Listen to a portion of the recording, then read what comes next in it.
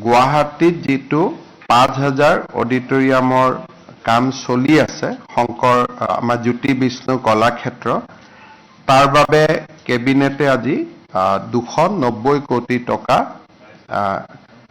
মঞ্জুৰ কৰে আৰু এই অডিটৰিয়ামটো যাতে আগষ্ট মাহৰ ভিতৰত সম্পূৰ্ণ হয় তাৰ কাৰণে ব্যৱস্থা ল'বলৈ লোক নিৰ্মাণ বিভাগক নিৰ্দেশ দিয়ে।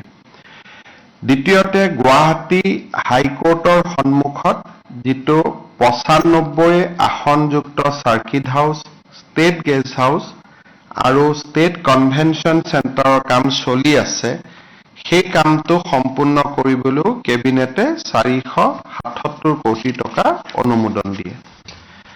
আজি আমাৰ কেবিনেটত যোৰহাট আৰু ডিব্ৰুগড়ত 1 লাখ লিটাৰ প্ৰতিদিনে গাখীৰ সংশোধন আৰু প্ৰসেস কৰিব পৰা দুটা মিল্ক প্ৰসেস ইউনিট বা মিল্ক প্ৰসেসিং ইউনিট আৰম্ভ কৰিবৰ বাবে 150 কোটি টকা অনুমোদন দিয়ে।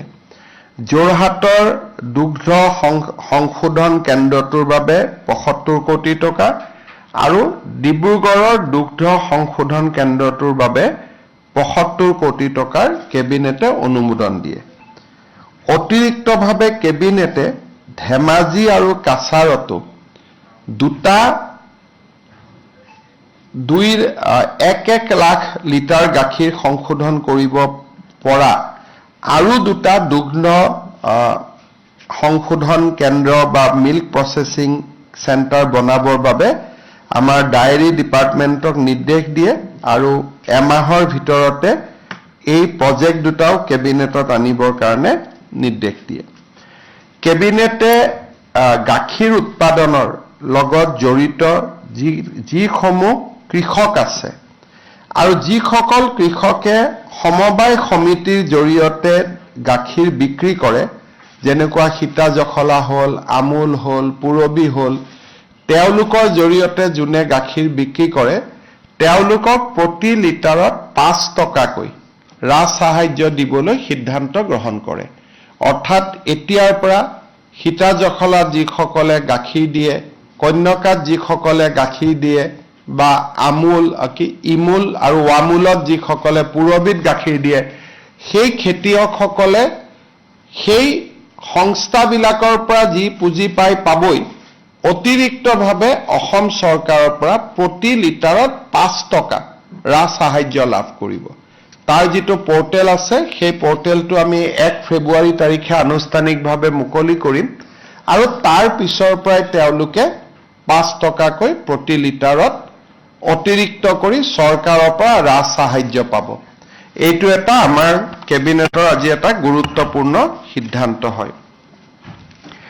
আজি আমাৰ কেবিনেটত কাছাৰত যিখন ক্যান্সাৰ হস্পিটাল আছে আমাৰ কাছাৰ ক্যান্সাৰ হস্পিটাল সোসাইটিয়ে ক্যান্সাৰ হস্পিটালখন পৰিচালনা কৰে তেখেতসকলক আজি আমি 10 বিঘা মাটি আবণ্টন কৰাৰ বাবে সিদ্ধান্ত লওঁ।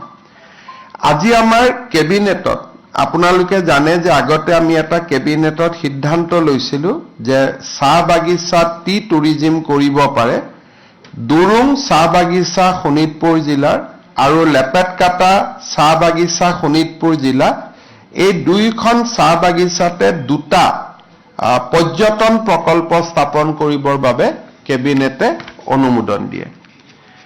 আজি আমাৰ কেবিনেটত যেটো অইল পাম আমি খেতি কৰি আছো এই অইল পাম ক্ৰপটো আজি ক্যাশ ক্ৰপ হিচাপে অনুমোদন দিয়ে। এতিয়াৰ পৰা অইল পাম যিসকলে খেতি কৰে তেওঁলোকে চৰকাৰৰ পৰা বিভিন্ন সহায় পাবৰ বাবে তেওঁলোকে সুবিধা পাব যিহেতু আজি কেবিনেটে অইল পামক এটা ক্যাশ ক্ৰপ হিচাপে ডিক্লেয়াৰ কৰে।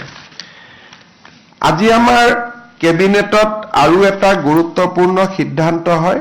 আপোনালোকে জানে যে আমাৰ চাহ বাগিচা সমূহত বহুত গছ থাকে আৰু সেট ট্ৰি তেওঁলোকে কৰি গৈ থাকিব পাৰে আৰু বহুত সেট ট্ৰি পৰিৱৰ্তন হয়, বহুত সেট ট্ৰি নতুনকৈ লগায় আৰু ছেট ট্ৰিবিলাকৰ বিশেষ ব্যৱহাৰ নহৈছিল, যিসকল হালিয়ে পৰি যায়। এতিয়াৰ পৰা আমি এটা সিদ্ধান্ত লৈছো যে কোনোবা যদি চাহ বাগিচাই ফাৰ্নিচাৰ বনাব খোজে, বৈধ সূত্ৰৰ পৰা কাঠ সংগ্ৰহ কৰি বা নিজৰো ছেট ট্ৰি ব্যৱহাৰ কৰি যদি ফাৰ্নিচাৰ উদ্যোগ কৰিব খোজে, চাহ বাগিচাত ফাৰ্নিচাৰ উদ্যোগ কৰিব পাৰে। আমাৰ লক্ষ্যটো হ'ল চাহ বাগিচাসমূহ যাতে আৰ্থিকভাৱে টনকিয়াল হয়, আৰু তাৰো এটা পলিচি আজি কেবিনেটে অনুমোদন দিয়ে। আজি আমাৰ কেবিনেটে এটা ডাঙৰ সিদ্ধান্ত গ্ৰহণ কৰে।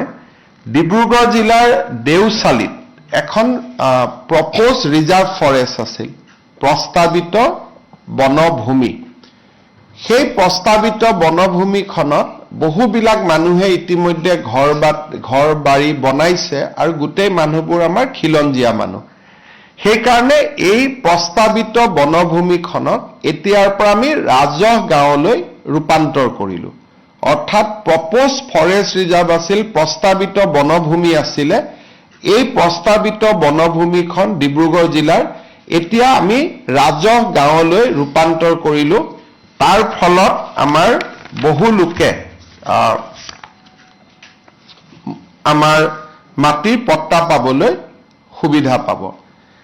আজি আপোনালোকে জানে যে মিছন বসুন্ধৰাৰ আবেদনৰ তাৰিখ শেষ হৈছে।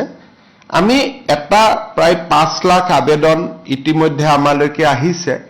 আমি এটা নতুন সিদ্ধান্ত লৈছো যে নামঘৰ বা মন্দিৰে যদি কিবা কাৰণত পৰ্টেলত আবেদন কৰিব পৰা নাই, তেওঁলোকে যদি মেনুৱেলতো আবেদন কৰে, তেতিয়াহ'লেও তাক গ্ৰহণ কৰা হ'ব।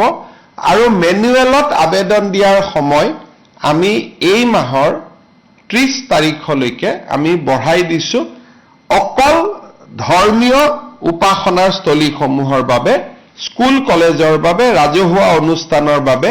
তেওঁলোকে যিখিনিয়ে পৰ্টেলে আবেদন কৰিলে ঠিক আছে, কিন্তু যদি কোনোবাই পৰ্টেলত আবেদন কৰিব পৰা নাই বিভিন্ন অসুবিধাৰ বাবে, তেওঁলোকে মেনুৱেলিও আবেদন কৰিব পাৰিব। আৰু এইটো ব্যক্তিৰ ক্ষেত্ৰত প্ৰযোজ্য নহ'ব, অনলি ৰাজহুৱা অনুষ্ঠান, নামঘৰ, উপাসনাৰ থলী, এওঁলোকে এতিয়াৰ পৰা আমাৰ মেনুৱেলিও তেওঁলোকে আবেদন কৰিব পাৰিব। আৰু সেই আবেদনৰ সময় 30 জানুৱাৰীলৈকে থাকিব, যাতে আমাৰ এটা প্ৰচেষ্টা আছে যে নামঘৰসমূহ, মন্দিৰসমূহৰ মাটিবিলাক যাতে এইবাৰ আমি যেনে তেনে এটা ম্যাদীকৰণ কৰিব পাৰোঁ।